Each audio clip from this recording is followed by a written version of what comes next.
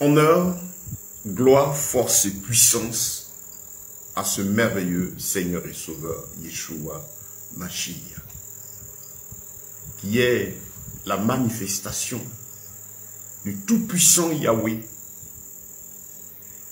venu au milieu de nous, donné pour nous, pour le salut de quiconque croit, qui est la gloire de notre Elohim, du Dieu vivant, qui est Dieu, parce qu'il est en sorti de l'éternel. Oui, honneur, force et puissance au Dieu vivant, que son nom soit encore béni pour cette heure précieuse qu'il nous donne de poursuivre notre étude biblique. Nous lui rendons toute la gloire. Oui, shalom à vous tous bien-aimés qui nous suivez en direct, qui suivrez ce message d'où que vous soyez, en audio ou en vidéo. Que la paix, la grâce et les faveurs de notre Elohim vous soient fortement multipliées. C'est un véritable bonheur pour moi encore d'être là et de venir rendre témoignage à la vérité. Témoigner de l'amour du Seigneur. Parler de lui, c'est un bonheur. C'est un bonheur. Parler de lui. Quand je sais qui il est, ce qu'il a fait pour moi, que ma vie c'est lui, mon histoire c'est lui, qu'aujourd'hui sans lui je ne suis rien. Il est toute ma force, il est tout mon sens. Avec l'expérience et la marche avec lui, j'ai compris pourquoi Paul disait Christ est ma vie. Et je puis dire aussi comme lui, Christ, le Mashiach, Yeshua, que nous appelons Jésus, est vraiment ma vie. Je crois qu'il en est de même pour toi, bien-aimé. En tout cas, que son nom soit béni. Pour la grâce qu'il nous donne de bénéficier de cet enseignement qui est l'occasion pour notre Elohim de nous instruire sur les profondeurs de sa parole, de nous aider, d'amener chacun de nous davantage dans sa présence. Ce temps d'étude donné par le Seigneur dans l'objectif de nous permettre à chacun d'affermir notre foi. Cette étude est donnée par le Seigneur pour permettre à ceux qui sont forts de se fortifier davantage. Parce que le Mashiach revient. Ensuite, pour ceux qui sont perturbés mais qui lui appartiennent et qui sont égarés, que par son esprit puisse retourner au Maître. Parce que c'est ce temps-là dans lequel on est plus que jamais. Que chacun retourne au Mashiach. Que chacun retourne à Yeshua. Que chacun retourne à Jésus, à sa Bible, à la vie profonde, à l'attachement personnel au Maître. Donc aidez tous ces bien-aimés à voir les cailles de leurs yeux tomber, de leur entendement. Pour que tous ces frères aussi qui sont donc à Christ mais égarés à cause de l'apostasie, de toutes les déformations de sa parole, permettent à ces bien-aimés de retrouver la communion avec le Maître. Et aussi cet enseignement donné pour permettre à tous les croyants d'entendre, de comprendre la vérité de la parole de Dieu, que nous ne faisons que ressortir, rappeler, parce que chacun de vous a la même Bible de laquelle nous tirons les passages sur lesquels nous appuyons pour vous parler. Et ensuite, avertir le monde. Et dans le monde, retirer ceux qui ne sont pas encore convertis, mais qui appartiennent aux maîtres qui sont de la bergerie, les amener au salut. Et donner la vérité au monde. Que demain, dans le dernier jugement, ils ne disent pas qu'ils n'ont pas entendu. Conformément à Matthieu 24, le verset 14, le dernier signe que le Seigneur a donné avant son avènement, et la fin des temps, il a dit, et cette bonne nouvelle du royaume, cet évangile, l'évangile du salut, qui appelle à la vie éternelle, qui appelle à la repentance, qui appelle à la prise de conscience de ce que ce monde-là, tel qu'il fonctionne, n'est plus parti pour durer, il va vers sa fin. Cet évangile qui vient pour interpeller l'esprit des uns et des autres, leur faire savoir la position de Yahweh, de notre éternel Dieu, de notre Elohim, sur tout ce que le monde vit, que cet évangile-là sorte, et que tous s'entendent pour le dernier jugement. Et cette bonne nouvelle du royaume sera prêchée à toutes les nations. C'est alors que la fin viendra. En témoignage pourquoi cet évangile sort en témoignage à toutes les nations. Mais témoignage parce qu'il y a jugement. Ce qui sort, Dieu va s'en servir au dernier jugement pour permettre aux gens d'entendre la vérité. Parce que le Seigneur en haut peut voir tout ce que les gens racontent. Le soi-disant évangile de prospérité, toutes les déformations, les apostasies, la contrefaçon aujourd'hui de la parole de Dieu. La parole de Dieu qui est enseignée aujourd'hui fait plaisir à tout le monde. Que les gens vivent dans le péché, mais ils peuvent employer le nom de Dieu et ainsi de suite. Le Seigneur dit, ça là, c'est pas lui. Mais la personne ne va pas mourir avec ce faux message. Son esprit agira pour faire en sorte que tous entendent la vérité. De sorte qu'au dernier jugement, tu ne dises pas, ah, maman m'avait dit que Jésus, il est là, quand le prie, tu viens à Jésus, la vie est belle sur la terre, pour obtenir tout ce qu'on veut. On ne m'a pas parlé de la vie éternelle. On ne m'a pas parlé du royaume des cieux. On ne m'a pas parlé de repentance, de sanctification. On m'a dit, je pourrais prendre autant de femmes que je veux, pourvu que je vienne et je prie, et que je donne de l'argent. La vérité doit sortir, et tout le monde l'entendra, à la manière du Seigneur. Que ce soit de façon publique, en privé, et Dieu utilisera tous les moyens qu'il faut pour que chacun entende la vérité. Et alors la fin viendra. Parce qu'il est juste.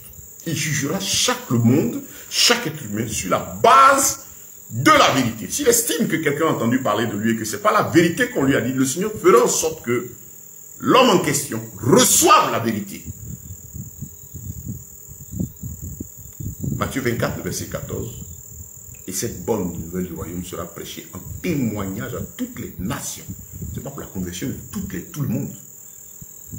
C'est pour que les gens aient la version vraie de tout. Ceux qui doivent être sauvés seront sauvés. Ceux qui doivent être condamnés seront condamnés au mot sur la base de la vérité. Le Seigneur a dit dans le livre de Malachie, le chapitre 3, comme vous allez à partir du verset 16, le Seigneur dit, et l'homme fera de nouveau la différence entre celui qui le sait et celui qui ne le sait pas. Il n'y a pas de relation entre les ténèbres et la lumière. Donc Dieu est au travail. Pourquoi il y a la vérité au sujet de tout? Il a dit, les hommes qui veulent, s'ils veulent, qui se taisent. À certains de ces soi-disant conducteurs dits religieux, ce sont des religieux effectivement, ces chefs de mouvements de religion, de communauté, de mouvance autour du christianisme. Il y en a qui prennent la disposition pour qu'à part eux, d'autres ne parlent pas de Christ. Chacun a son évangile en fonction de ses écoles, de sa situation, de ses compréhensions. Ils prennent des dispositions pour que la vérité ne sorte pas. Pour que les âmes qu'ils ont acquis, le business qu'ils ont mis sur pied, toutes ces âmes qui sont maintenant sous leurs pieds et qui vivent, qui peuvent leur permettre de manger, de vivre, ne se dispersent pas, ils restent toujours en prison. Il faut les embrigader, les tenir leur dîme, tenir leurs offrandes, tenir leur esprit. Parce que chaque fois, ils sont obligés d'envoyer, les emmener aussi en campagne pour ramener, pour que l'argent rentre beaucoup et qu'ils puissent se livrer à toutes sortes de plaisirs, de déchéance morale, au détriment de ces pauvres âmes. Ils prennent toutes les dispositions. Mais la vérité sort. Celui qui a fait le ciel et la terre, le maître et seigneur de l'univers tout entier, il a dit, je bâtirai mon église et le séjour des morts ne prévaudra point contre elle. Bâti sur le roc et du solide. Que tous ceux qui se lèvent, qui se réclament de Dieu, mais qui ne veulent pas que la vérité sorte, qui combattent Yeshua en utilisant son nom pour s'enrichir, mais en faisant en sorte que la vérité ne sorte pas parce qu'ils craignent que les âmes qui sont devant eux, qui sont leurs prisonniers, leurs possessions, dont ils sont les pères et ils sont les enfants, de sorte qu'ils ne grandissent jamais, ils sont présentés à eux comme les intermédiaires entre eux et Dieu. Les gens n'ont pas besoin de trop se fatiguer, tant que lui il est là, il a garantie d'après le spirituel de protection dans leur vie. Leur bataille, c'est empêcher que la vérité sorte. Mais la vérité sort, vous ne pouvez pas l'empêcher. Dans vos assemblées, dans tous ces rassemblements, Dieu a ses véritables enfants. Et il a dit, je bâtirai mon église, il est à l'œuvre. Et partout, dans tous ces endroits, Les véritables fils et filles de Dieu qui y sont entendront la vérité. Les cailles de leurs yeux vont tomber, de l'entendement vont tomber. Et l'Esprit de l'Éternel va ouvrir leur intelligence. Et ils sortiront de là pour prendre leur envol et aller vers le Mashiach, le Maître. Ils retournent au Maître. On ne peut pas lui voler ses brebis. Il a dit, rien ne se perd. Quand il le priait, il a dit, Père, un seul s'est perdu, le fils de la perdition. Sinon, ce qui est en lui ne se perd pas. Vous ne pouvez pas embrigader les brebis du Seigneur. Elles vont revenir à lui. C'est ceux qui veulent vous suivre, qui malheureusement sont les plus nombreux, comme dans un monde où les gens ont choisi d'aimer la facilité. On en vient, ce sujet, on va les toucher. Les gens ne veulent pas qu'on touche le péché, parce que les gens parlent de l'apostasie, des faux prédicateurs. Les responsabilités sont partagées. Hein. On est dans un monde aujourd'hui où les gens n'aiment plus la vérité. Parce qu'elle dérange la vérité. Quand tu es charnel, amoureux de tes plaisirs, des choses que tu ne veux pas laisser, la vérité, les gens n'aiment pas. La Bible dit, ils auront la démangeaison d'ensemble des choses oiseuses. Tout ce qui est pur, tout ce qui est digne de louange, tout ce qui honore Dieu, c'est difficile pour eux. Ne touche pas à ses habits, ne touche pas à son comportement, ne touche pas à sa manière de se coiffer, ne touche pas à sa manière de se vêtir, ne touche pas, dis-lui seulement, Dieu va le bénir, c'est ce qu'il a envie d'entendre. Ne lui parle pas de repentance, ne lui parle pas de sanctification. Pourvu qu'il ait le lieu là, il prie, il a une certaine manifestation, leur vie spirituelle, c'est dans les quatre, le bâtiment là, c'est là que la vie spirituelle se passe. Quand il quitte là, il est au dehors. Autant un chrétien, c'est pas quand on est dans les quatre murs, c'est la vie de dehors, c'est au dehors, dans ta vie personnelle là, et ta relation avec les gens, c'est là qu'on voit si tu es enfant de Dieu ou pas. Mais ces gens, vous verrez que leur vie spirituelle, c'est dans les quatre murs, aux heures fixées par leur mentor, c'est là qu'ils viennent vivre leur foi. Quand ils ont fini, chacun retourne à sa débauche, chacun retourne à son plaisir, chacun retourne à ce qui lui plaît. Et là même, pourquoi il se plaise dedans? Parce que les conditions sont faites pour que dans les quatre murs, la célébration donne de l'émotion, de la sensation. En tout cas, créer les conditions pour que les gens soient toujours à l'aise là. Là où il y a la vérité. Je disais un frère en Christ, un serviteur de Dieu, il parlait de remplir son temple. Je lui ai dit, ah, le temple est plein. Il y a beaucoup de personnes. Mais c'est que tu as échoué. Non. Parce que ton boulot, ta vision, c'est remplir le bâtiment. Donc tu ne pourras pas dire aux gens ce qu'il y a à leur dire. L'objectif est que les gens soient nombreux à se donner à Christ. C'est la volonté de Dieu. Mais l'esprit du système religieux, qui consiste à voir du monde ici de suite, vous amène à faire en sorte que vous ne pouvez pas dire la vérité aux gens. Vous ne pouvez pas faire comme Christ. Moi, avec les 70 disciples, moi j'étais assis, il a sorti. Celui qui ne mange ma chair, ne boit mon sang, ne peut me suivre. De 70, ils sont passés à 12. On dit 11 plus 1. Je me le dis à cause de Judas Iscariote. Il dit, tu as échoué mon frère. Rends la parole de Dieu. Tu verras le mouvement de l'esprit. Il y en a qui viennent, qui vont partir. Ceux qui sont de Christ seront fermes, ils continueront. Ils sont des aigles, ils s'envolent, ils avancent. La mission, ce n'est pas les 4 bâtiments avec les 1000, 2000, 3000, 4000, 10 000 chaises. Non. C'est apporter la vie dans le cœur des âmes. Leur permettre d'être disciples de Yeshua. D'être nés de nouveau du pouvoir s'envoler seul. Oui. Ce n'est pas dans les 4 murs qu'on est chrétien. Les 4 murs, normalement, vous savez, c'était un symbole sur lequel aussi les pharisiens s'appuient aussi pour tenir le peuple esclave, le temple. Et quand le Mashiach est venu, quand il a rendu l'âme à la croix, qu'est-ce qu'il a fait? Avant ça même déjà, il a tenu un discours, il a dit, je détruirai ça, et puis en 3 jours, je le rebâtirai. Et j'étais fâché. Vous voyez? Et au Seigneur a dit, je vais le détruire. 3 jours, je vais le rebâtir. Vous ne pouvez pas comprendre. Et à la croix, quand il a rendu l'âme, qu'est-ce qui s'est passé? Le voile du tabernacle s'est déchiré. Ça symbolisait quoi? Le voile qui était là séparait dans le temple le lieu très saint d'avec le lieu saint. Le lieu très saint, c'était cet endroit-là dans le temple où se trouvait l'arche de l'alliance. Les 2 tables où étaient écrites les paroles du Seigneur que Dieu a données à Moïse là, qui étaient de là. Et il y avait accès que le souverain sacrificateur, parmi les sacrificateurs, il y avait toujours un plus grand, qui n'entrait là-bas qu'une fois l'année, après beaucoup de restrictions. Une chose que Dieu avait permise, pour montrer l'esprit sacré de sa présence, pour dire au peuple, je suis saint.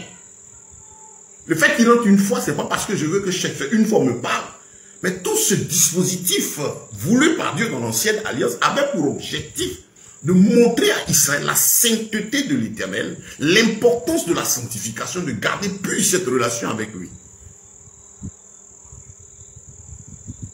Et donc, on n'y entrait qu'une seule fois. C'était le lieu de beaucoup de mystères. Et donc, ça aussi, ça avait permis aux pharisiens malicieux aussi de dire, ah, tu as vu, c'est pas tout le monde qui rentre dans la présence de Dieu, hein. Le souverain sacrificateur, le bishop, l'archibishop, c'est la même chose, hein. C'est la même chose qui disait là-bas. Il n'y a rien de nouveau. C'est pas tout le monde qui est dans la présence de Dieu, tout le monde ne peut pas aller lui parler. C'est les sacrificateurs. C'est pour les archis. Et malheureusement, les pauvres ont mal affermi. Ah, c'est vrai. Il prend l'exemple dans l'ancienne alliance, c'est vrai. Entre là-bas une seule fois, et Élisée avait peur d'Élie. Et il était à couverture de temps. Ouais, tous leurs exemples, ils sont dans l'ancien, et puis ils prennent ça. Mais ils refusent de rentrer dans l'accomplissement. Le Seigneur était venu briser ce mythe-là. C'est quoi, quand il est venu déjà, il y avait cette familiarité avec les disciples que les pharisiens n'aimaient pas. Dans leur sac, leur boubou, leurs cheveux, qui peut les approcher? Bishop, assis, c'est un roi. Je prends ces noms, je vous dis que c'est le même esprit qui est là-bas. Il n'y a rien de nouveau. Cet esprit de domination, de possession, du mentor sur le peuple là. Ce n'est pas aujourd'hui. Et quand le Seigneur est venu, on le voit ami. On voit même les gens qui peuvent se coucher sur pied. Les enfants qui peuvent sauter sur lui. Ça énervait les pharisiens parce qu'ils étaient trop simples pour que les gens l'approchent comme ça. Et lui, voilà, le sauveur, que tout le monde peut approcher. On peut dire son nom, Jésus. Yeshua. Yeshua. Parce que c'est le nom de l'Éternel dans sa forme d'origine. Jésus est, je peux dire, un peu la traduction du nom. Alors que le nom ne se traduit pas, le nom se donne tel.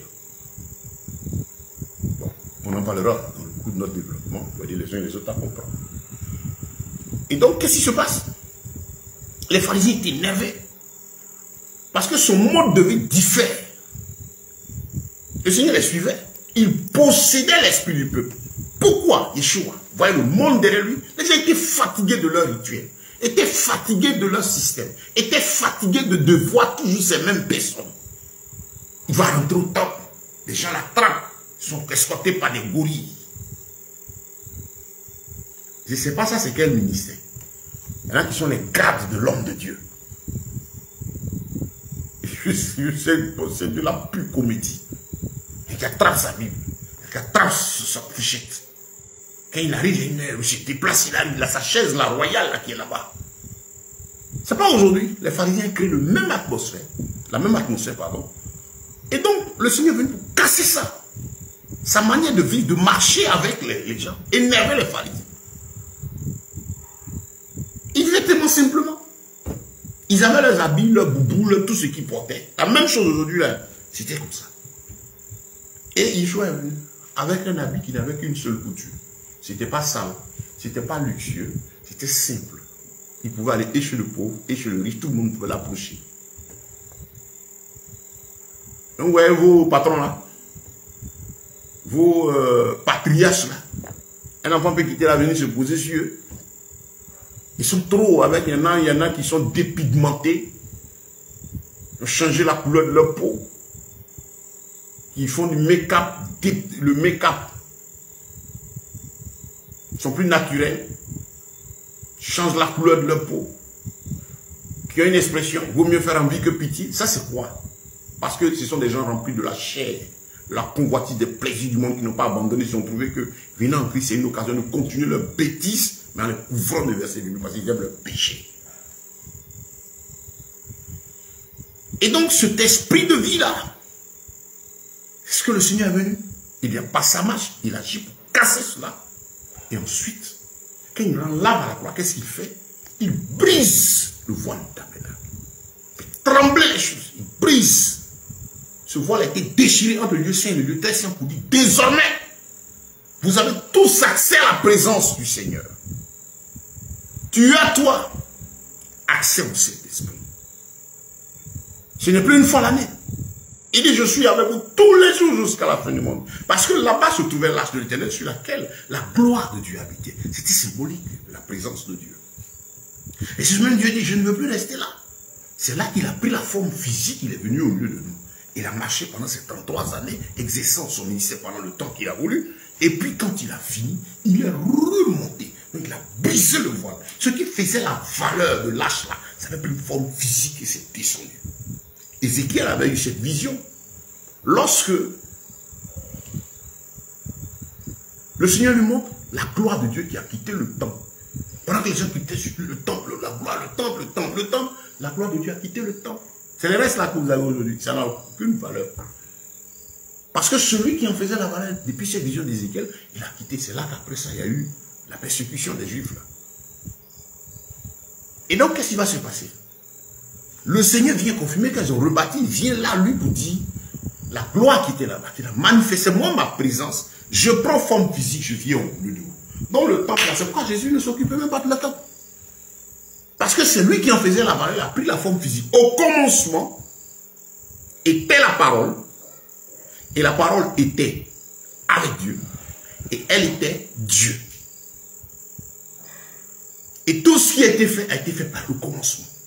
Elle fut faite chair. Ce qui a déphasé les pharisiens. La gloire qui habitait là-bas a pris forme physique. Elle a été faite chair. À partir de ce moment, ce bâtiment et tous ces rituels n'ont plus de valeur. Comme vos bâtiments, vos artifices, tous ces temples climatisés et tout ne sont que de simples bâtiments. Le décor, tout ça, ça n'a aucune valeur devant le Seigneur. Ça n'ajoute rien à la nature du Seigneur. Ça ne lui apporte rien. Les points de rassemblement sont utiles. Mais si c'est dans ce système, dans l'esprit, les gens mettent tout ce ces millions, ces milliards qui mettent à créer des bâtiments, à créer toute cette richesse. Il y a des âmes dedans qui n'ont pas mangé. Il n'y a pas de programme là-bas pour voir comment on fait le frère là. Tous ces âmes-là, des gens vivent comment chez eux. Vous qui faites partie des conseils, qui suivez ces lieux-là, ne serait-ce que ceux qui ont des responsabilités dites spirituelles, dans vos réunions-là, quels sont les sujets des réunions dans ces rencontres? Est-ce que le pasteur se porte bien? On a combien de membres? Les églises là, est-ce que ça entre? Moi, de mon expérience, je constatais qu'il n'a jamais été question. Les frères là, comment ils vivent chez eux? Est-ce que tel frère là est bien? Est-ce qu'il mange? Avec la vie qui est devenue chère là, qu'est-ce qu'on constate? Ça devient dur chez les frères. Qu'est-ce qu'on peut faire pour que les gens aient des revenus additionnels? Pour leur permettre de supporter la vie difficile qui vient. Quelle disposition prendre pour qu'il n'y ait plus de dédigents? Pour que chaque frère ne soit pas dans une situation où il a du mal à payer son loyer. Est-ce qu'il paye le loyer? Est-ce qu'il vit? Ce n'est jamais à l'ordre du jour dans ces conseils-là. Parce que ce n'est pas vous les âmes. L'objectif, ce n'est pas vous les âmes. Vous les âmes. C'est leur affaire, c'est leur business. C'est ça le pourquoi.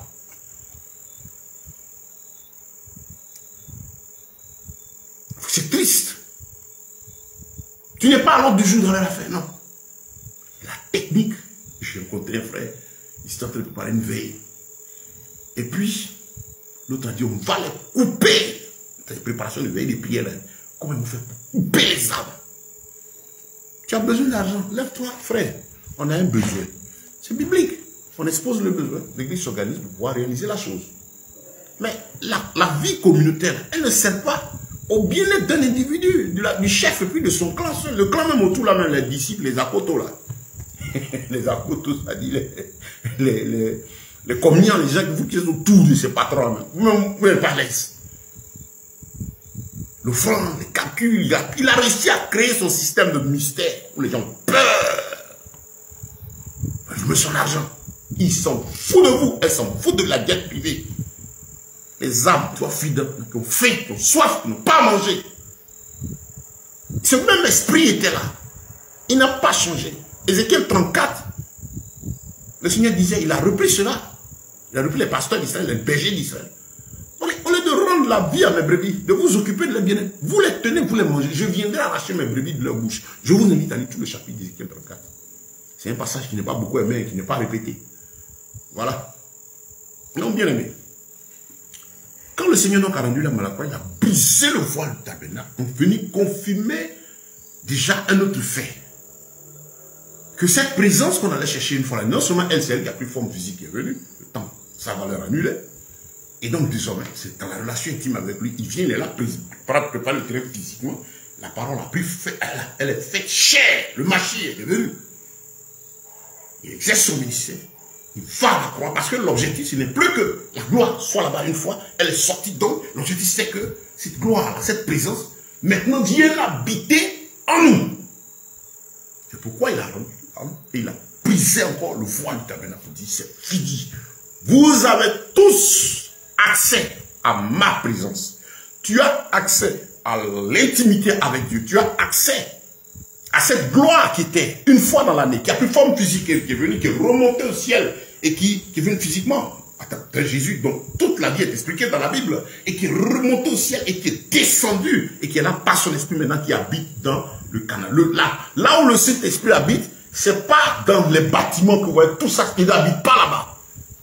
La Bible dit que le corps de l'homme est le temple du Saint-Esprit. Tu es censé être là. L'Esprit de Dieu est sur la terre. Et il habite en ceux qui ont le Mashiach. Il continue, il cherche des personnes en qui il vient habiter. Ce n'est plus dans les bâtiments. Ça va énerver beaucoup de personnes. Mon objectif, ce n'est pas de vous plaire. C'est de rendre témoignage à la vérité. Bien aimé, le bâtiment, là, c'est pas qu'il n'est pas utile. Quand il est fait, effectivement, permet de frères juste de se rassembler. On va chercher la face du Seigneur, vivre humblement. Mais tous les artifices et tout ça, c'est des businessmen. C'est des centres de business. Voilà. Où les intérêts sont pour... C'est pas vous. Comment faire en sorte que quand les gens viennent, les gens viennent voir quelque chose dans le temps, c'est tout le mystère clé. Vous avez même des endroits où vous avez des symboles occultes mystiques, comme vous les connaissez pas. Vous voyez les deux pieds, les deux gros poteaux là. Les poteaux du monde occulte là. Ils sont dans beaucoup de temples. Hein. Et puis les gens sont bâtis, les hôtels là, des trucs. Les gens ne savent pas. Le gars, il fait ses incantations. Il a choisi de chercher son argent en utilisant le nom du Mashiach, de Jésus. Bon, il est là. Il sait ce qu'il fait. Vous ne savez pas. Si l'esprit des gens envoûtés. Bien aimé, que le nom du Seigneur soit béni. Et donc, le voile du tabernacle a été déchiré. Pour dire qu'on a tous accès à la présence de Dieu. Au même titre, tu as accès au Saint-Esprit cherche à entrer en toi. Il te fait vivre sa vie. Le Saint-Esprit, il n'y a pas des hommes spéciaux pour avoir le Saint-Esprit. Depuis l'ancien jusqu'au nouveau, dans l'accomplissement de l'Écriture, tout a été fait pour que maintenant la gloire de Dieu, la présence de Dieu soit en toi. Si tu ne sais pas ça, c'est la bonne nouvelle que je t'annonce aujourd'hui. Tu as droit au Saint-Esprit, au même titre que tout le monde. Quelqu'un vient te dire, non, il n'y a pas Saint-Esprit pour les pasteurs, il n'y a pas Saint-Esprit spécial pour ceci. Le jour de la Pentecôte, le Saint-Esprit est descendu sur les 120 tous assis ensemble. Et maintenant, l'Esprit de Dieu descendant en chacun va permettre à chacun maintenant, lui va utiliser chacun pour exercer le don et le talent selon sa volonté pour pouvoir nous permettre de mener notre vie commune. À certains, il donne des conducteurs, ces instruments, ces messagers qui viennent pour renouveler sa parole. Mais la parole en question, ce n'est pas eux qui l'ont. La parole est en nous, présente spirituellement et nous demande à chacun de la méditer jour et nuit. Donc tous nous recevons le Saint-Esprit, tous nous recevons la parole, nous avons nos Bibles, la parole de Dieu que nous sommes censés tous méditer jour et nuit. Maintenant, à chacun, il y a des talents dans le ministère qui donne pour pouvoir pousser davantage le peuple, l'aider, la Bible dit pour l'édification commune. Et il répand les dons et les talents pour une vie de symbiose, sous sa houlette. Gloire à Dieu. Gloire soit rendue à Dieu. Bien aimé, notre thème, comment obtenir les bénédictions divines? Nous avons commencé depuis lundi. Si vous prenez en marche que vous suivez maintenant cette vidéo, sachez qu'on a commencé depuis lundi. Nous sommes dans la 4e partie, c'est le thème central. Et nous sommes sur le premier point. Point de base. Et nous avons dit que nous, hommes, chrétiens, parce que ce message avec les croyants, qui avons accepté Christ, nous sommes censés, dans notre être, composés de l'esprit, de l'âme et du corps. Nous sommes censés être des hommes spirituels. Pourquoi? Parce qu'ayant accepté Christ, c'est une grâce, nous reconnaissons Jésus, c'est un miracle. C'est le Seigneur qui ouvre notre partie spirituelle. Parce que cette partie spirituelle est morte quand il n'y a pas la relation avec Dieu. Depuis l'entrée en scène du péché, l'homme naît comme ça, homme animal, et il faut la grâce de Dieu pour que son esprit s'ouvre sur Dieu. Et donc, accepter Jésus, c'est un miracle, c'est un don de Dieu, c'est une grâce. Nul ne dit, Jésus est Seigneur, si ce n'est pas le don du Saint-Esprit. Et nous ne vivons au Père que si Jésus l'a dit. Donc si tu as la grâce de prononcer son nom, c'est un miracle que Dieu a pris dans ton esprit pour que tu reconnaisses son existence. Maintenant, quand tu es arrivé, il est pour nous qui l'avons connu. Donc notre partie spirituelle est vivante. Quand celui qui n'a pas connu, sa partie spirituelle est morte. Je l'ai dit la dernière fois, on aura l'occasion de toucher le sujet quand le Seigneur nous permet dans ce développement. Que même le mystique, c'est des œuvres dites spirituelles qu'ils font. Mais ils sont considérés comme âme animale parce que le spirituel devant Dieu est fausse et le spirituel est ténèbre. Et donc voici, pour nous qui avons cru étant des hommes spirituels, non, tout commence par le volet spirituel. Donc, comment obtenir les bénédictions divines? La première bénédiction, ce que Dieu veut, parce que là nous sommes en train de marcher pour voir ce que Dieu veut, ce que Yahweh veut. Ce n'est pas ce que nous voulons. Parce que venu en Christ, la Bible dit que si quelqu'un est en Christ, il est une nouvelle créature. Les choses anciennes sont passées et voici, la vie est nouvelle. Vous voyez, c'est ce qu'on est censé être. Toi-même, quand tu as reçu Christ, tu vis en toi quelque chose de nouveau. Tu sens que ce que tu étais, tu ne l'es plus. Avec l'arrivée de Jésus dans ta vie et la réception de son esprit, sa présence en toi par son esprit, tu vas commencer à avoir des transformations. C'est personnel, c'est merveilleux. On ne force pas. Les Ivoiriens ont une expression, on ne force pas. Avec le Saint-Esprit, on ne force pas. Quand il descend là, que tu l'as voulu, tu es censé, il descend là. Il travaille.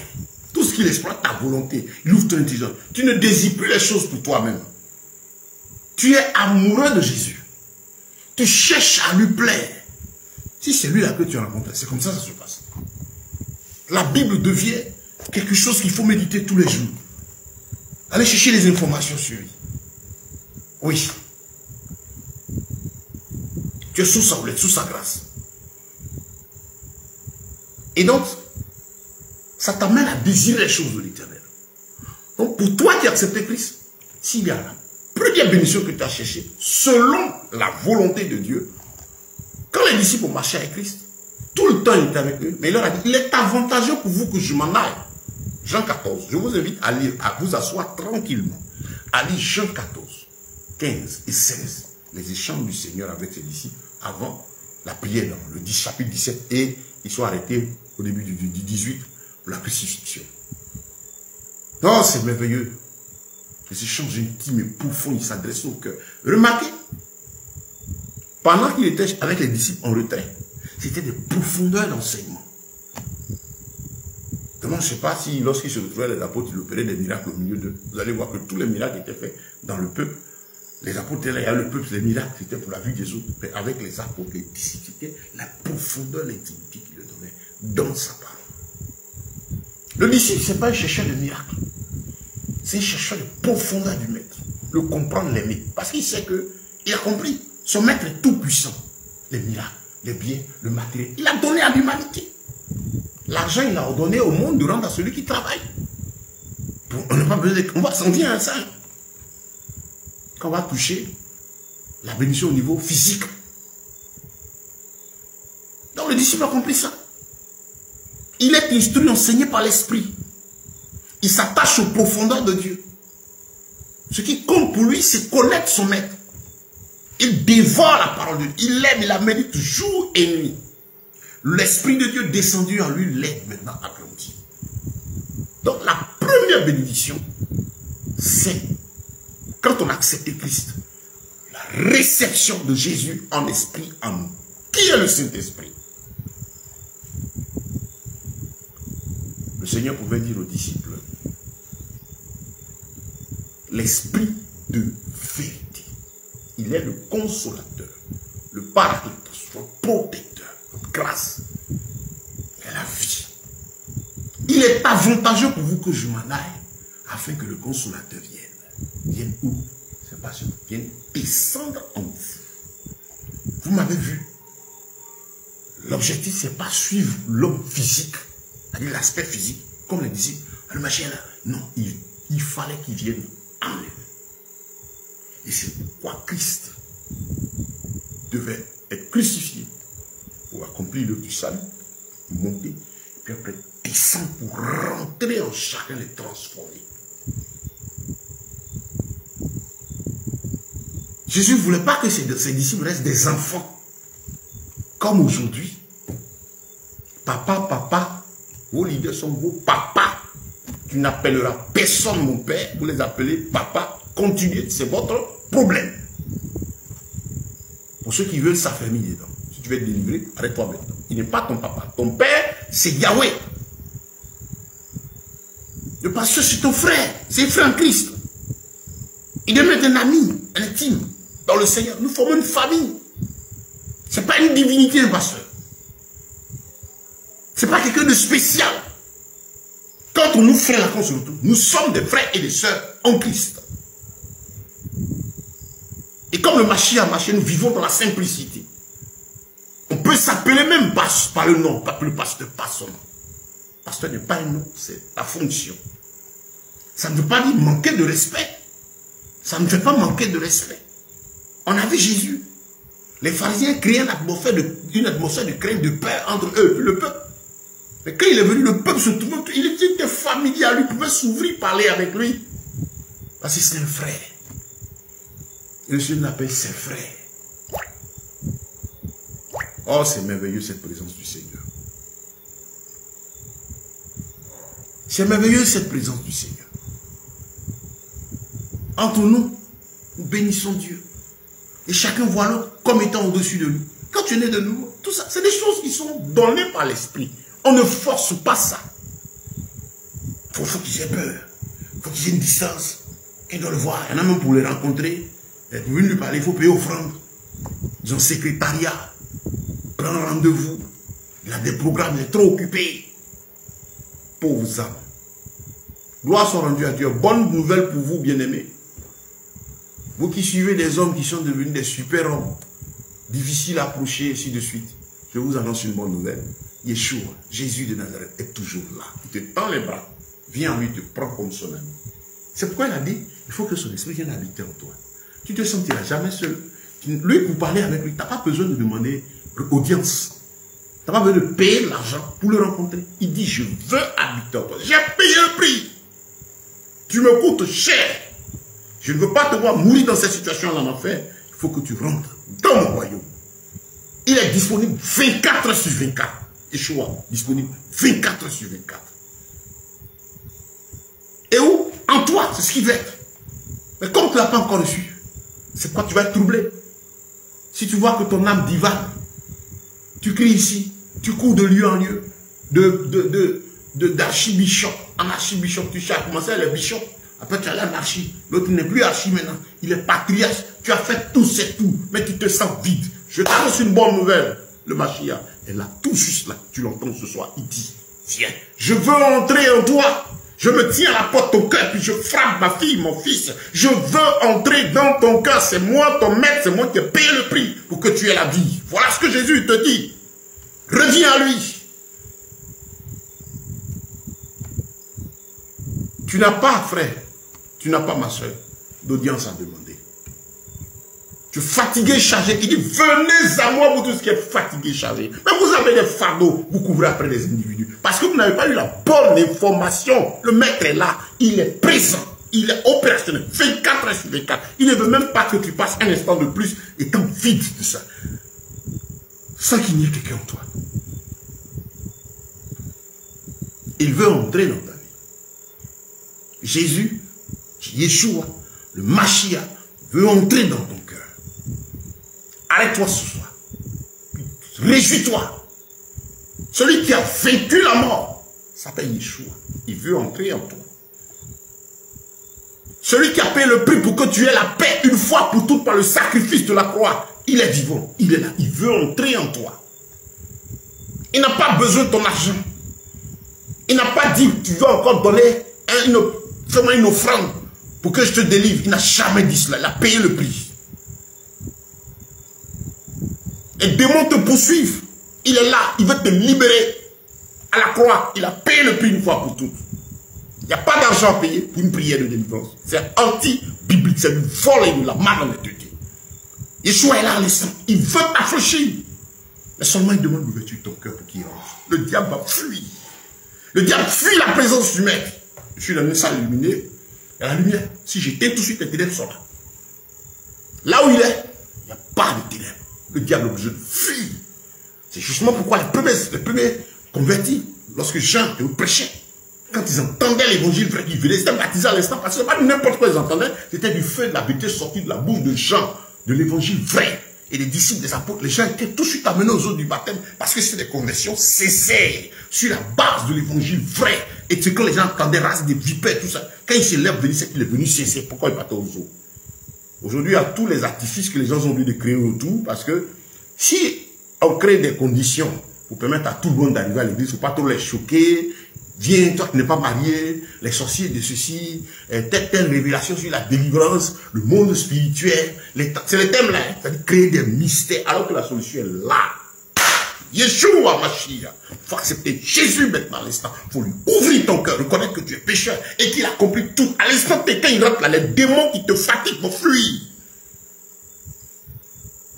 Satan sait ce qu'il le fait fuir. C'est pas un individu. C'est pas un pasteur, c'est pas un groupe de prière qui le fait fuir. C'est Jésus énoncé en vérité. Il n'a pas peur de l'homme. La seule chose donc le diable a peur, c'est la parole énoncée en vérité. Par conséquent, et les canaux dans lesquels cette parole-là se trouve, cette présence du Saint-Esprit se trouve, sont un problème pour lui. Parce que ces gens vivent la parole vit en eux. Yeshua vit en eux. Quand il ouvre sa bouche, c'est pas pour crier au nom de Jésus, au nom de Jésus, au nom de Jésus, au nom de Jésus. Pendant des heures, il va y aller sur sa sueur. Il dit, le démon le prend, il les renverse ici. C'est parce que vous êtes vide, que vous passez des heures, des jours avec des démons qui vous font balancer ça et là. Au nom de Yeshua Mashiach, le diable s'arrête, il mord la poussière, dégage. Moi, je n'ai pas le temps. Passer des heures avec des démons. Le temps est trop précieux. Non, je n'ai pas ce temps. On se connaît. Il sait qui vit en moi. Comme quand Paul a chassé le démon de la femme qui avait l'esprit de Python, ça marquait les fils de Séva, les exorcistes, qui chassaient aussi des démons, enfin, qui déplaçaient les démons. Et ceux qui ne chassent pas, ils n'ont pas la capacité de chasser les démons. Les sorciers, en fait, les déplacent, ils essaient de créer de la supercherie là.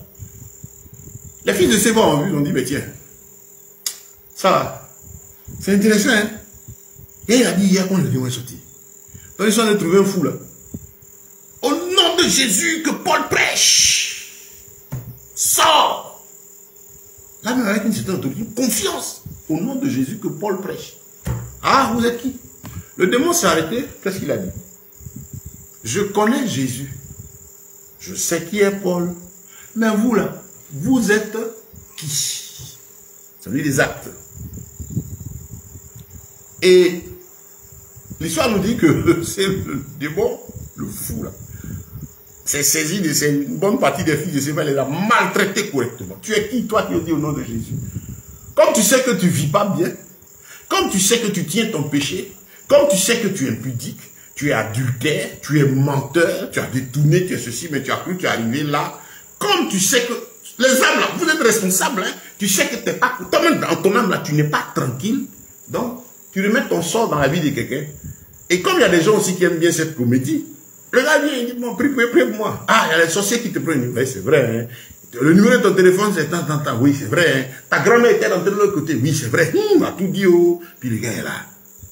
Il remet son sort dans la main de l'individu qui doit le délivrer. Tout, il est prêt à faire tout ce qu'on lui dit. Parce qu'au fond, il ne peut pas mener ce combat parce que tu ne peux pas le mener parce que tu sais qui tu es. Bien-aimé, nous avons tout pleinement en Christ. la bénédiction de base, la première des choses à rechercher pour le disciple de Christ, c'est quelqu'un qui a entendu parler de Jésus, c'est le don du Saint-Esprit. Il est dit qu'il nous conduira dans toute la vérité. Dans Jean 14, le Seigneur, quand il a fini dans Jean 13, de parler un peu à la foule et les pharisiens, et tout s'est retiré. C'était ses derniers moments avec les apôtres. Et là, maintenant, il va rentrer dans les profondeurs. Il est avantageux pour vous que je m'en aille. C'est vrai, on a assis là, c'est bien. Il faut que je parte pour que le consolateur vienne. Je ne vous laisserai pas orphelin. Il vient, il prendra de ce qui est à moi et vous le donnera. Il va vous répéter tout ce que je vous ai dit là. Il va vous le donner. Mais je m'en vais et je viens. Je serai tous les jours avec vous. Il parlait de lui. En fait, il faut que je monte, que je revienne sous la forme spirituelle, que je me répande en chacun de vous. Et peut ce que vous me voyez faire là, je suis venu juste montrer le chemin. Vous allez faire la même chose. Vous allez voir, vous êtes dans ce corps de chair. Vous pourrez dire non au péché. Vous pourrez dire non à l'iniquité. Vous serez fort. Vous pourrez résister aux pharisiens, résister aux mensonges, résister à la cupidité, résister au vol, résister à tout ce qui est faux. Voilà pourquoi le Mashiach est venu. Il a trouvé bon que tu dois recevoir l'esprit de vérité. Bien-aimé, c'est la bénédiction de base. Et comment ce que je suis en train de vous dire, c'est rien de nouveau. Je ne vous dis rien de nouveau. Peut-être c'est nouveau pour toi d'entendre parce que tu ne lis pas ta Bible. Mais je t'informe que c'est inscrit dans ta Bible. Je ne fais que te répéter ce que, comme moi aussi je me suis converti, j'ai appris avec le Seigneur. Et chaque jour, je médite. Et nuit, jour et nuit, ça fait une petite dizaine d'années, mais je médite ce livre-là jour et nuit. Chaque jour, je cherche, je médite, je regarde. C'est ce que j'ai appris à faire. Et ce dépôt écrit en moi, je peux le rendre. C'est pas nouveau. Tu peux faire la même chose. En retournant ta Bible, en bénissant le Seigneur qui t'a sauvé, qui t'a permis de connaître son nom, maintenant reviens à sa Bible. Tu ne seras plus un religieux, parce que dans la Bible, c'est toute sa parole. Et c'est cette parole-là que le Saint-Esprit qui te demande, que son esprit en toi, va permettre chaque jour qu'il va se renouveler en toi. Il va te fortifier et tu vas vivre. Il n'y a pas la prière de quelqu'un qui a te fait vivre spirituellement. Non. Il n'y a que l'Esprit de Dieu seul descendant en toi qui te permettra de rencontrer dignement le Seigneur. Les prières des frères, quand même viennent de frères sincères, ont pour rôle de t'aider à rentrer davantage dans cette présence. C'est le rôle que nous venons jouer. Tout ce que je suis en train de te dire, ça peut être beau à ton oreille. Mais si tu n'es pas d'accord, pour que lui vienne habiter en toi, tu auras entendu, ce sera de l'émotion sensationnelle, c'est passager. Pourtant, cette semence-là, l'Esprit de Dieu veut descendre en toi, et puis la récupérer, et puis t'as te donné l'amour de sa parole. Donc, je ne fais rien de nouveau. Je ne fais qu'énoncer ce qui est écrit et que toi aussi tu devais être en train de dire ah oui, amen. Jean 16, ah oui, il a dit. Jean 14, il a dit. Jean 15, il a dit. Il a dit, il a dit. Ça fait du bien. Ainsi parle l'Éternel. Le ainsi parle de l'Éternel aujourd'hui, vous savez ce que c'est? C'est les dits des individus. Les gens prennent Bible et font sans écouter le prophète. Les vérités bibliques qui sont aussi simples là, ils prennent le contenu, ils habillent ça. Ils sont les mal interprétés. Non, toi tu es un homme extraordinaire. Donc, on a aujourd'hui des hommes qu'il faut suivre, qui eux ont leur manière eux d'expliquer. Et pour séduire les esprits, les pauvres âmes faibles, vous avez écouté quelqu'un qui dit non, il y a la Bible, mais il y a la révélation. Donc il faut aussi avoir, au-delà de la Bible, la révélation. C'est pour bloquer votre esprit, pour vous dire qu'eux, ils sont dans une dimension où, quand vous êtes resté au niveau de la Bible, ils sont plus que cela. Il y a un peu longtemps que c'est de la malice. Vous êtes méchants et sorciers, donc vous allez payer pour tout ce que vous êtes en train de faire, à cause d'argent, à cause de posséder les âmes, pour pouvoir toujours les stocker de l'argent, vous leur mentez, pour ne pas qu'ils cherchent l'intimité avec Christ, pour ne pas qu'ils s'attachent à la Bible, pour qu'ils se disent, même s'ils doivent lire la Bible, voilà. En fait, c'est de la malice. C'est-à-dire, même si jamais les âmes doivent lire la Bible, il faudrait que les âmes aient toujours peur d'eux, pour dire qu'ils sont au-delà. Il y a quelque chose qui, quand toutes ces choses-là commençaient, nous, bon, par la grâce de Dieu, ça fait un moment qu'on est dans la foi quand même, on suit tout ça. Il disait quoi? La Bible ne donne pas la révélation de Dieu. La Bible introduit dans la connaissance de Dieu. Ça a été beaucoup développé aujourd'hui. C'est-à-dire, au fur et à mesure, par malice, le système consiste à faire quoi? À faire en sorte que tu n'aies pas d'intimité avec Dieu. Tu ne cherches pas. Et que même si tu entends que tu commences à prier, que dans ton esprit, tu te mets des choses en tête que quoi? Tu ne peux pas dépasser spirituellement le conducteur religieux, comme si c'était un truc de concurrence où on avait des échelons, des grades, ainsi de suite. Ils ne vont pas te dire que le Saint-Esprit descend en nous au même titre que tout le monde. Il est là en tout un chacun. Quelqu'un peut ne même pas être même conducteur, il peut avoir un don plus excellent que l'autre. Nous ne sommes pas en concurrence. Nous sommes en train de servir Dieu. Et de même qui prêchons la Bible, prêcher la même, il a dit que nous qui prêchons sera jugé plus sévèrement. Ceux qui sont conscients ont peur quand il s'agit d'ouvrir la bouche. Ah, qu'est-ce qu'il faut dire? Parce qu'il s'agit chaque instant qu'on ouvre la bouche de la vie ou de la mort. Est-ce que ce que je vais dire va porter la vie au frère ou la mort? Parce que si c'est un mensonge, je vais être jugé plus sévèrement. Quelqu'un qui est vraiment de Dieu étant conscient lorsqu'il s'agit de prêcher, fais attention à ce qui sort de sa bouche. Bien aimé, que le Seigneur libère ton esprit. Il dit, il vaut, c'est pas moi. Moi, je ne suis pas te conduire. Mais patriotes, tous ceux, il n'y a pas un. Demandez-leur si eux-mêmes, chacun d'eux peut vous conduire dans la présence de Dieu. Et demandez-leur, ceux qui vous tiennent là, qui sont vos pères, que vous êtes leurs enfants, vous n'allez plus jamais grandir là. Les enfants des papas tant, les enfants des mamans tant, les enfants de ceci. Vous qui êtes les enfants là. Ne cherchez pas à grandir, restez enfants. Demandez-leur si au jour du jugement, quand votre tour va arriver, le Seigneur va les appeler, il va appeler leur assemblée, ou il va l'appeler puis demander qu'est-ce que vous avez enseigné, les enseignements en fonction des bishops, les enseignements, est-ce que le jugement il aura ça? Tu seras seul, si tu ne sais pas, tu seras seul. Tu ne seras même pas, lui-même va se chercher. Je ne suis pas en train de dire qu'il ne faut pas écouter la parole de Dieu.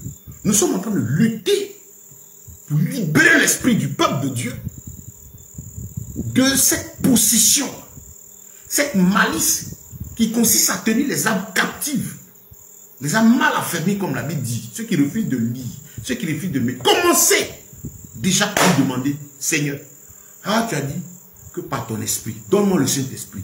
Je veux le Saint-Esprit. Je veux que tu me baptises du Saint-Esprit. Il va venir. Et puis tu vas commencer à méditer, prier. Vous allez commencer à avoir la force de prier, de méditer. Les changements, quand il vient, c'est ça, quand il descend là, les ténèbres, les disciples, il nettoie la maison. C'est comme vous avez employé quelqu'un, vous avez appelé quelqu'un qui est là, et lui, quand il vient, lui, c'est pas notre employé, c'est notre mec, il descend, il nettoie, il commence à balayer tous les recoins, tout c'est ça, le ministère de l'esprit. Il commence à nettoyer le temple pour nous amener à la sanctification. L'église, ça veut dire appeler hors d'eux. Je suis dans le monde, mais je ne vis plus comme le monde. Quand il est là, vous allez voir que tout ce qui est impur, ce n'est pas quelqu'un qui a vous dit. Vous allez voir que sa parole dit, vous allez voir qu'il n'aime pas cela. Votre moi, vos intérêts égoïstes, vous allez déposer de côté pour lui laisser toute la place. Chers frères et sœurs, c'est là la bénédiction commence pour nous, d'ici de Yeshua.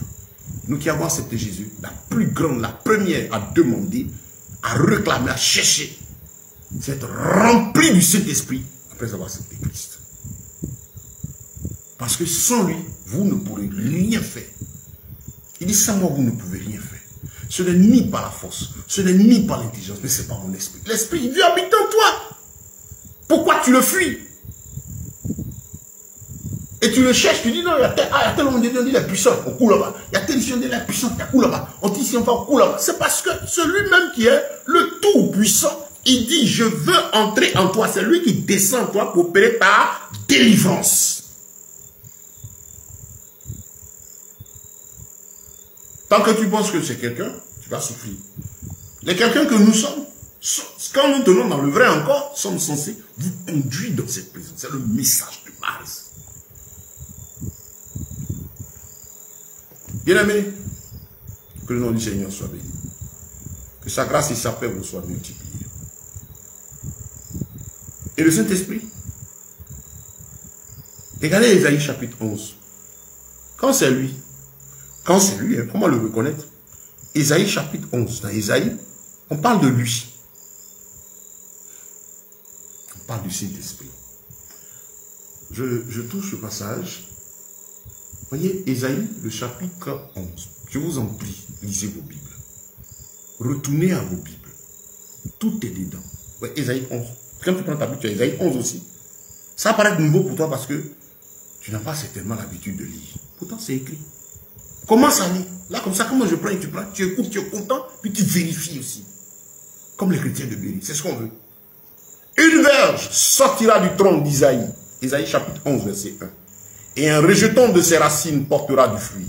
L'esprit de Yahweh, le Saint-Esprit, l'esprit de Dieu reposera sur lui. Esprit, écoutez, de sagesse. Il donne la sagesse, le discernement, la bonne compréhension des choses. Pour que, en tout ce qu'on a fait, Dieu soit glorifié. Parce que nous sommes en mission pour que Dieu soit glorifié par notre vie, dans notre environnement, dans tout ce qu'on a fait, parce qu'on est dans un monde qui est sous la puissance du malin, dont le ministère consiste à rébeller l'homme contre Dieu et de l'amener à faire tout ce qu'il faut pour s'opposer à Dieu. Et donc, nous, quand Christ nous sauve, notre mission, c'est de travailler aussi au rétablissement de la vérité, du témoignage de ce maître-là. Voilà pourquoi nous vivons en Christ, quand le Seigneur nous a sauvés. Esprit de sagesse et de discernement. Quel est le Saint-Esprit? Tu es tranquille. Il te donne le discernement, c'est-à-dire la capacité de reconnaître le vrai et le faux, discerner, parce qu'en fait, il y a danger devant pour ne pas tomber dans les pièges, dans la séduction. La Bible appelle Satan quoi? Le malin, le rusé. Il opère par ruse. Dans Éphésiens, quand il parle des âmes spirituelles, il dit prenez toutes les âmes pour résister au malin, parce que son opération, c'est par malice, contrefaçon de la vérité. Mais, quand on dit contrefaçon, si le Seigneur avertit de ce qu'il perd, il utilise le faux, ça veut dire qu'il est un spécialiste de la réplique du vrai, mais qui n'est pas le vrai, qui est le faux. Vous savez, je prends un exemple pour vous aider à comprendre un peu davantage la pensée. Vous voyez les faux billets. Et les faux billets, tous ceux qui sont perceptibles. Celui qui fait le faux billet, il travaille son truc de telle sorte que quand ça vient sur le marché, ce soit identique au vrai, que celui qui prenne le billet en question, tout de suite ne remarque pas la supercherie. Donc, il prend le temps de travailler avec malice pour tromper la vigilance. Alors, le Saint-Esprit est là pour nous donner de la vigilance, du discernement. Dans ce monde où le discernement est important, pour vous qui êtes chrétiens, vous pensez que le diable va venir s'attaquer à vous avec la bouteille de bière pour vous dire, allons tout de suite en bas climatisé. J'ai écouté quelqu'un qui dit qu'il est prédicateur. Il dit aller en boîte ou bien quoi dans quoi à un concert d'un incirconcis, c'est pas un péché. Je marre. C'est-à-dire, il prend plaisir au péché. C'est là qu'il trouve sa gloire et son bonheur. Et il sait qu'il est perdu. Celui qui vous dit, il sait qu'il est perdu. Et il prépare votre esprit à accepter le fait que vous le voyez dans ses péchés. Et aussi, vous entraînez après lui. Parce qu'il sait qu'il n'est pas sauvé. Et je veux pas aussi que vous soyez sauvés. C'est pas malicieusement. Vous dites, non, allez, c'est pas un péché. Allez, c'est pas un péché. C'est aller rencontrer le diable. Mais le diable, il est où? C'est le diable là qui est là. C'est quelle gloire de Dieu ça? Désolation.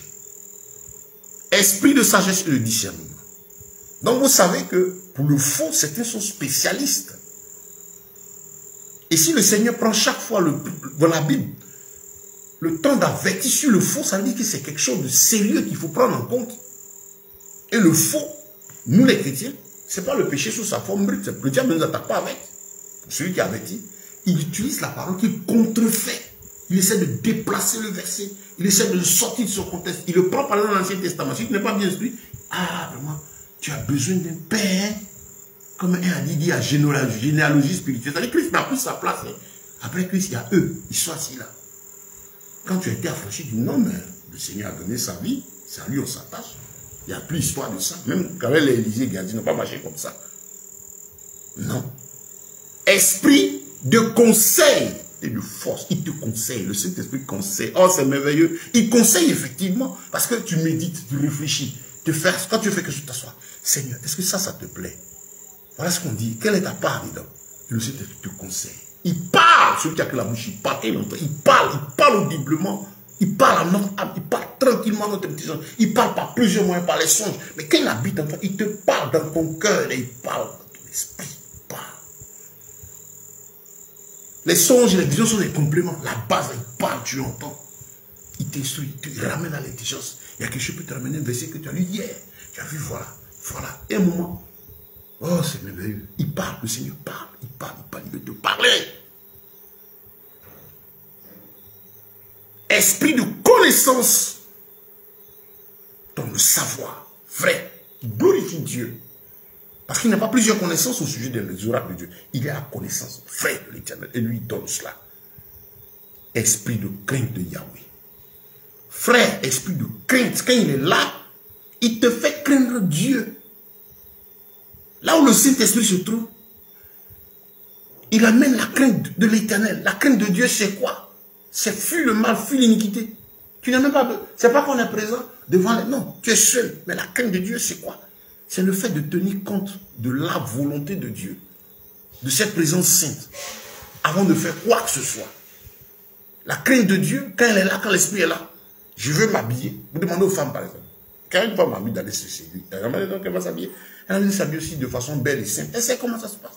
Dans ta conscience, tu connais. La crainte de Dieu amène à chercher les choses dans la sainteté. La crainte de Dieu, c'est chercher tout ce qui plaît à Dieu. C'est ne pas heurter Dieu. La crainte de Dieu, c'est se rappeler chaque fois que quelqu'un a payé le prix pour moi, pour me sauver. Que je suis en mariage avec quelqu'un. Je suis l'épouse de quelqu'un. Et encore on se marie pour que le foyer soit un succès. Chaque conjoint, la base du mariage c'est quoi? Je me marie pour être utile. Dieu m'amène pour être utile à la vie de l'autre. Pour apporter. Il a fait la femme pour aider l'homme. L'homme aussi pour aimer la femme. Mais quand quelqu'un cherche à se marier, il se sent seul. Quelqu'un n'a qu'à la prendre parce qu'elle a envie de quelqu'un qui vient la câliner.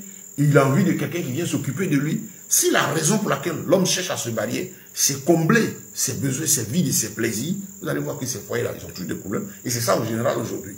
Les gens ne se marient pas parce que sur la base du fait que c'est un don de Dieu pour mettre l'autre à l'aise, pour exercer la mission que Dieu nous a donnée auprès de l'autre. En ce moment, l'esprit est prêt, je me bats, je me sacrifie, je me donne pour l'autre. C'est l'esprit de vie en Christ. Ça, c'est l'esprit de la parole de Dieu. Qui c'est même le don du mariage, c'est un peu ça. L'esprit même dans le mariage général, quand Dieu l'a créé. C'est le don de soi pour l'autre, le mariage. Quand j'ai compris que c'est me donner pour l'autre, c'est rechercher son bonheur, vous allez voir, le coup, quelle que soit la situation, il tiendra parce que l'un se sacrifie toujours pour l'autre. La crainte de Yahweh, esprit de crainte. Si quelqu'un a reçu le Saint-Esprit, crains Dieu. La crainte va venir en ton cœur. Ce n'est pas la peur. C'est le respect de l'Éternel. C'est la prise de conscience de ce qu'en tout chose, Dieu doit être glorifié. C'est la prise de conscience que je suis l'épouse de quelqu'un qui a donné sa vie pour moi. De ce que là où je suis, je ne vis plus pour moi, mais je vis pour l'Éternel. Le Saint-Esprit, là, c'est là il est. Il flaira la crainte de Yahweh. Il ne jugera pas à vue d'œil. Il ne corrigera pas selon la rumeur de ses oreilles. Non. Mais il jugera les pauvres avec justice. Il corrigera les malheureux de la terre avec droiture. Il frappera la terre par la verge de sa bouche et il fera mourir le méchant par l'esprit. La justice sera la ceinture de ses reins et la fidélité, la ceinture de ses flancs. Parlez du Mashiach. Vous dites que l'esprit de Dieu, là, voilà ce qu'il produit. La justice. S'il y a une chose, je dirais, un des éléments caractéristiques du Seigneur, que tout le monde fuit, les religions fuient, c'est ce qu'il est juste. Il est ça, il est saint et juste. Après telle religion, il le voit comme le tout clément, tout miséricordieux, il est tout clément, il est là pour pardonner. Ils vivent dans leur péché, hein, mais ils ont des rituels qu'on leur demande de faire, et leur Dieu là, il pardonne. C'est pas l'Éternel, c'est l'esprit dans lequel on fait vivre. Je pense que c'est ça. Venez d'autres gens, il est compassion. Il a tellement pitié, souvent, mais il est dur, il faut passer par sa maman.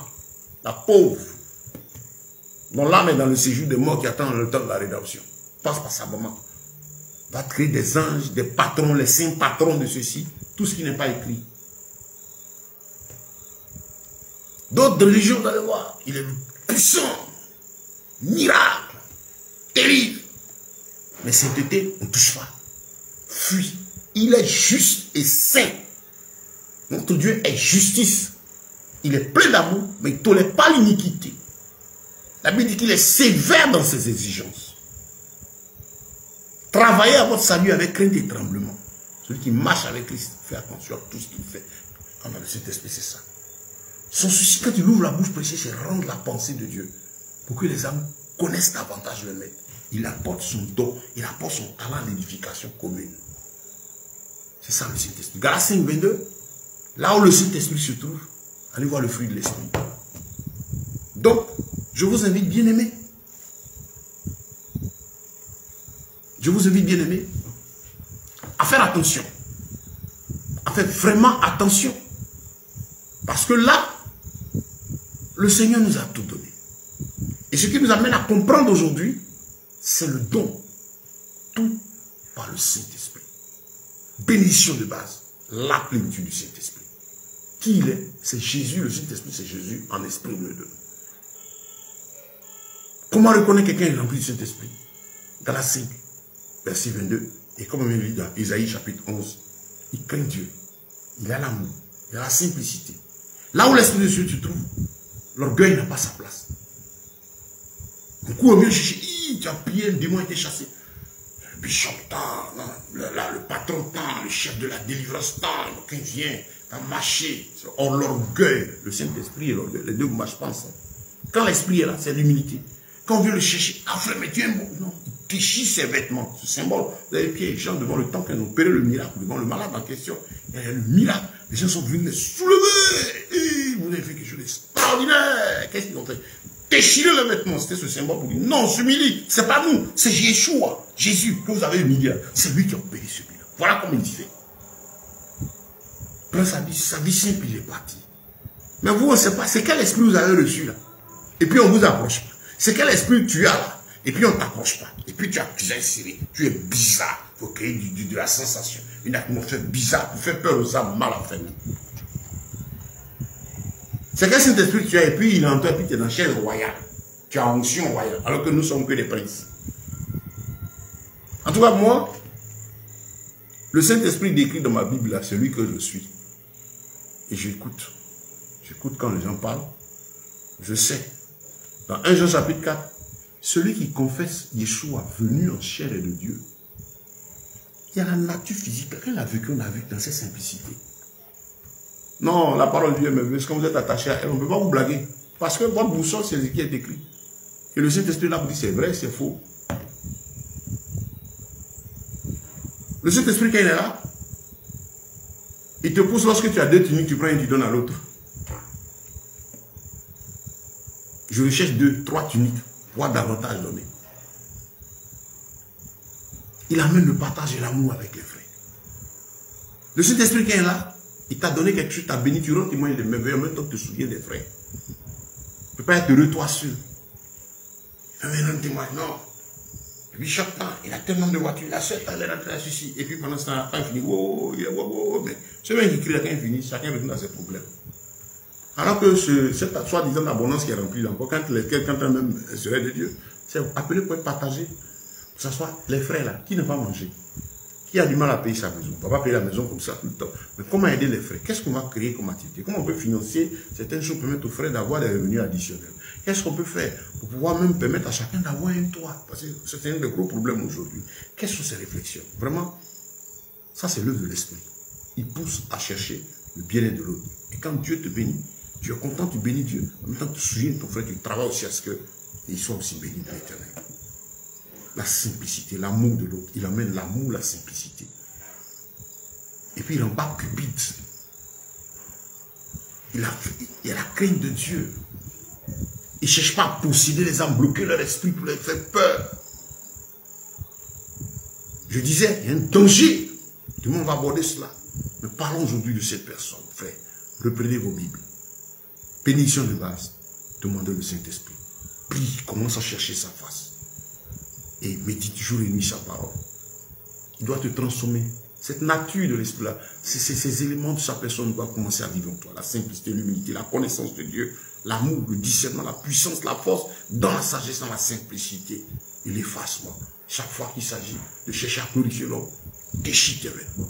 Rendons honneur au Seigneur. Voyez, j'ai souvent, quand j'étais invité à certaines interventions, je me rappelle une parmi tant d'autres, hein, j'étais invité à une intervention lors d'une assemblée et tel que je suis arrivé, chemise simple, j'avais même pas encore de voiture, hein. J'ai invité le bus, donc, tranquillement je suis descendu. J'avais porté ma chemise panier, et puis bon, je suis arrivé tranquillement. sais pas si j'ai une chemise, pas une chemise. Moi, quand je suis arrivé, et celui qui m'avait invité, je connaissais, il n'était pas encore là. Et l'assemblée, on m'en avait parlé, on dit, ah, tel homme de Dieu qui vient, c'est comme si, bon, je suis arrivé. Il y avait d'autres qui m'ont précédé. Un autre aussi, c'est Dieu qui était là, dans sa fesse et tout. Lui, on va dans la place en haut, il a une chaise bien. Il est venu en costume bien. On sent que c'est l'homme de Dieu. Là, maintenant, rentrant, c'est vraiment de la place en haut. Moi, j'ai peur de ces places là en haut. J'ai vraiment peur de ça. Je préfère toujours m'asseoir dans mon coin et attendre. Et je suis rentré. Je ne sais pas qui c'était, le frère n'était pas encore arrivé. J'étais assis derrière. J'étais assis dans les bancs, j'étais derrière. Et puis après, quand le frère est arrivé, il dit, ah, il m'a dépassé. Il a appelé, j'ai dit, mais le gars pour qui, celui qu'on a invité à l'orateur principal, voilà, là, ils sont venus me chercher. Je suis habitué, je suis allé m'asseoir tranquillement. Pas où? Non, viens, non, pardonnez, laissez-moi, à la rigueur, les bancs en première place là, je suis là au même niveau avec les frères là, comme je vais intervenir m'asseoir. Ils ont fini, l'autre était ouais, ça baisse et tout, je suivais. Monsieur était à l'aise, il ne me connaît pas. Quand le Seigneur m'a donné, j'ai pris la parole, j'ai commencé à prêcher. Je vois, il a enlevé le veste, il a mis sur chaise, lui, il est en train d'écouter. Le peuple était là, les gens étaient au point de rendre grâce à Dieu. Et quand le Seigneur m'a conduit, j'ai prêché. Il fait quelque chose qui les a choqués. J'ai dit, mais où est la chemise là? Paye ça à 1500 francs dans le marché d'Abobo. Je fais mon shopping à Bobo chaque 2-3 semaines. Voilà, le pantalon, la chaussure, je donne le prix. Les gens étaient étonnés. Il dit, mais est-ce que vous n'avez pas été édifié? Il dit, je n'ai pas dit, il n'est pas bien habillé, mais c'est pour vous dire, ça ne sert à rien. Je vis comme ça, depuis toujours. Aujourd'hui, Dieu me permet de faire des affaires, je suis comme ça. Même là où je m'adresse, à vous, je suis dans une chemise et que j'ai acheté dans le grand marché d'Abo. Je me dis, bon, il y a aussi des habits aussi de valeur là-bas. Comment je vais chaque 2-3 dimanches quand j'ai le temps? C'est maintenant, ça devient un peu rare. Si vous trouvez quelque chose, par exemple, que chez moi qui est coûteux ou bien qui a de la valeur, si quelqu'un me l'a donné. Et puis quand c'est trop marquant, je préfère me débarrasser de ça. Je préfère toujours passer inaperçu, ceux qui me connaissent. Parce qu'on porte un message, la simplicité du maître. C'est important que quand on voit le Christ soit glorifié, et je le dis quand on me donne, je me dis, mais ça, je peux acheter quelque chose pour moi, puis le reste, on peut donner à quelqu'un. Il y a des gens qui ont besoin d'un sac de riz auprès de moi. Il y a telle personne qui a besoin de ceci. Voilà comment le Seigneur m'a appris à vivre. Et il m'a formé avec ça depuis le début jusqu'à aujourd'hui. Bien-aimé, Jésus est saint, précieux et merveilleux. S'il est en toi, il va t'amener à aimer la simplicité, l'effacement. Tu vivras heureux et béniras son Saint. Bien-aimé, par la grâce du Mashiach, voici le message que le Seigneur nous a apporté ce soir. Nous sommes heureux d'avoir cette quatrième partie de notre étude biblique. Je le rappelle à vous qui tombez sur cette vidéo, qui tombez sur cette page Facebook, vous pouvez m'écrire et puis on peut échanger. Je suis très ouvert pour échanger avec vous, soutenir en prière, parler des choses du Seigneur. Voilà, c'est notre rôle. On est en mission pour l'Église. Pour moi, je sers l'Église. L'Église, pour moi, c'est tous ceux qui ont cru. Je suis au service de toute l'Église. Voilà. J'exerce en tant qu'apôtre dans la mission de l'apostolat, au service de tout le corps de Christ. Voilà. Et donc, heureux de partager, d'échanger avec vous, d'apprendre aussi de vous. Donc, vraiment, que Dieu vous bénisse. C'est vraiment un fardeau. Ça brûle dans mon cœur. Chaque fois, dit Seigneur, ramène le cœur de tes enfants. Ton notre mission, c'est vous ramener à votre maître. Et ce fardeau, est-ce que vous comprenez? Est-ce que quand tu écoutes, on arrête là, tu te mets à chercher le Seigneur. Seigneur, viens dans ma vie. Remplis-moi du Saint-Esprit. Je t'accepte. Je veux te connaître. Viens, donne-moi la force de m'aider, de t'aimer. Apprends-moi à te connaître. Je veux te vivre ta vie. C'est mon fardeau. C'est ce que je recherche. Et quand je vois cela, je suis content.